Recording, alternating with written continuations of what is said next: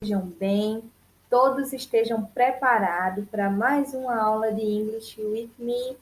Então, espero que estejam bem descansados desse feriadão, que estejam revigorados também para aprender o nosso novo assunto, certo? Como eu falei, a gente tinha visto um pouco sobre os verbos modais anteriormente, antes disso tudo acontecer, só que a gente está vendo mais detalhadamente, certo? Cada um deles, porque o nosso bimestre será trabalhado em cima dele. Então, gente, vamos lá. O nosso assunto de inglês de hoje é modal verbs, mais um que iremos aprender. Então, vamos ver qual é. Hoje será sobre should, should, should, certo? O nosso verbo modal que iremos aprender é sobre should, que a tradução é dever, deve, deveria, certo? E aí, a gente sabe que o moral verb, nada mais é do que um verbo auxiliar para ajudar no verbo principal na frase, que auxilia esse verbo principal na frase, certo? Isso aí é um verbo auxiliar, right? Então, vamos lá. Nós temos o should usado de formas diferentes. Esse deve, deveria pode ter alguns sentidos e nós vamos ver quais são. Por exemplo, temos o should como um advice or suggestion, suggestion, quase que não sai. Então, é sobre um conselho ou uma sugestão. Nós temos aqui dois exemplos, respectivamente, certo? Advice e suggestion. Então, he should not go out late at night. Ou seja, você não deveria sair tarde da noite, certo? Isso aí é o quê? É um conselho. Eu estou te aconselhando, não é bom sair tarde da noite, certo? E aí temos o segundo, que é a sugestão. You should arrive early at the airport. Você deve chegar cedo no aeroporto. É uma sugestão você chegar cedo para você não se atrasar. Então, estou te dando essa sugestão aí, certo? Nós temos, já vimos dois, advice, suggestion, conselho e sugestão. Next, temos o should para probability. Igual como a gente viu lá no may, no might. Lembram na aula retrasada que nós vimos may, might, que may é quando há uma probabilidade maior de acontecer algo. E might é uma probabilidade menor. Mas os dois indicam probability, right? Temos o should, o dever, como a probabilidade. Então, vamos ver um exemplo. I should arrive in 7 minutes. Eu devo chegar em 7 minutos. É uma probabilidade. Eu devo chegar em 7 minutos, right? E aí nós temos o should como duty, expectation. Ou seja, nós temos aqui o should como um dever ou uma expectativa. Duty é dever, certo? E expectation, expectativa. Então, vamos lá ver dois exemplos respectivos. Primeiro vem o duty, que é dever, depois expectation, que é expectativa. Enfim, we should fasten or seat belts. Você deve colocar, nós devemos colocar o cinto de segurança. We should fasten our seatbelt. Nós devemos colocar o nosso cinto de segurança, certo? Então, é um dever. Isso é um dever.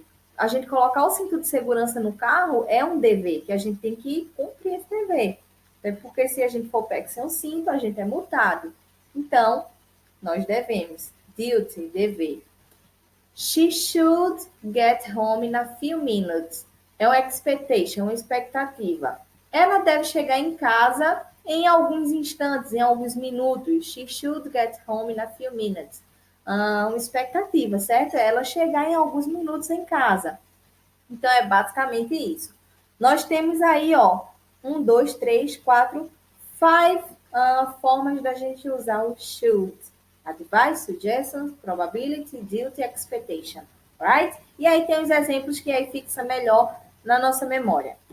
Vamos lá.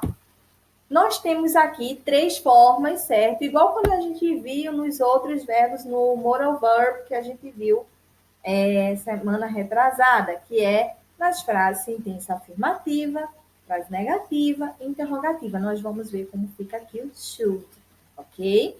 Então, ó, nós vemos na affirmative sentence subject plus should plus verb in the base form. Ou seja, nós temos o sujeito, depois o verbo, o sujeito, plus should, right?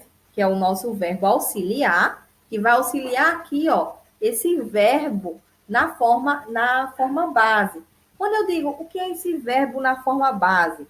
Gente, esse verbo na forma base é que esse verbozinho aí não vai ter nenhuma alteração. Que geralmente a gente, quando é no passado, ele altera, quando é no simple present, ele altera o verbo, mas não. Com o verbo modal, vai ser na forma dele base mesmo. Se é o verbo, por exemplo, como study, ele vai continuar study. S-T-U-D-Y, certo? Não vai mudar o study. Então, aqui, ó, subject plus should plus verb in the base form. Vamos ver um exemplo como fica? Nós temos aqui, ó, subject, you should. Aí aqui vem o verbo, ó, na forma base. Esse verbo é wear, vestir. Eu visto, você veste, ele veste, enfim. Wear. Então, o verbo wear, que é vestir. You should wear. E aí vem o complemento da frase. You should wear formal clothing when going to business meetings. Você deve vestir roupas formais quando você vai em entrevista de emprego. Right? Então, bem simples aí a formazinha, já formamos nossa frase. Next. Negative sentence. Frases negativas. Ó, na frase negativa nós temos. É praticamente igual à afirmativa, só vai acrescentar um not. Apenas isso. Não tem erro. Ó, subject plus should not plus verb in the base form. Or we can use, nós podemos usar subject plus shouldn't plus verb in the base form, right? Então, nós podemos usar o sujeito, depois a gente usa o should not e depois o verb in the base form, certo? Ambas essas duas formas aqui, essa forma e essa, ambas elas têm o mesmo significado, certo? É só a forma da escrita que fica mais contraída, a gente fazendo assim, ó, shouldn't. É mais informal, a gente pode falar no nosso dia a dia, certo? Formas contraídas é mais informal do que a formazinha bem, como é que eu posso dizer, soltinha, vamos dizer assim. Should not, e aí nós temos o shouldn't. Fica mais fácil, mas é uma forma abreviada, uma forma contraída de falar, certo? Então, todas as duas, ambas têm o mesmo significado, right? Então, vamos ver o exemplo. You, que é o subject, que é o sujeito, pode ser you, he, she, it, enfim. You shouldn't walk alone late at night. You shouldn't walk alone late at night. Você não deve caminhar sozinho à noite, certo? Você não deve caminhar sozinho à noite. Isso aí é o quê? É um advice, é um conselho, certo? Você não deve caminhar à noite, porque é perigoso até, né?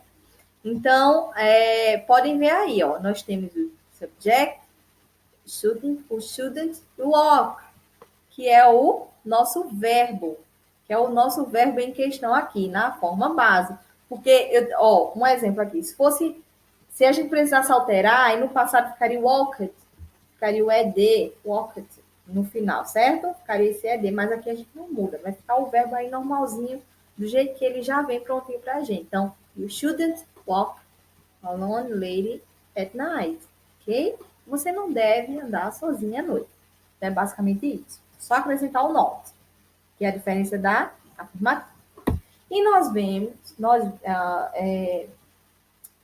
vamos ver agora a nossa interrogative sentence. a nossa frase interrogativa, certo? Que é o quê?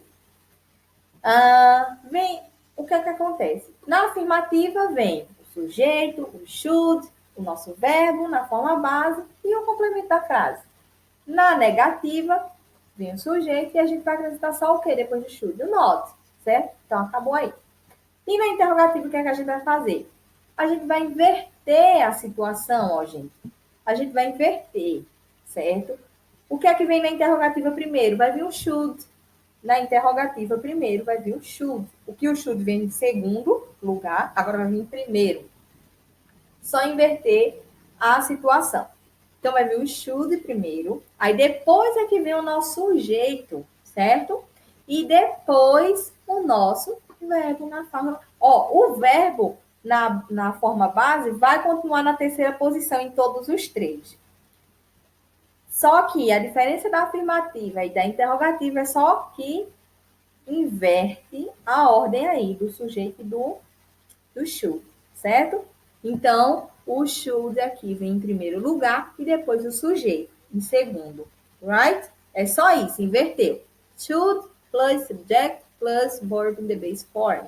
E a interrogação, certo? Não, lembrando. Então, ficaria should I study? Isso aqui é um exemplo, certo? Should I study? Eu devo estudar? Com certeza.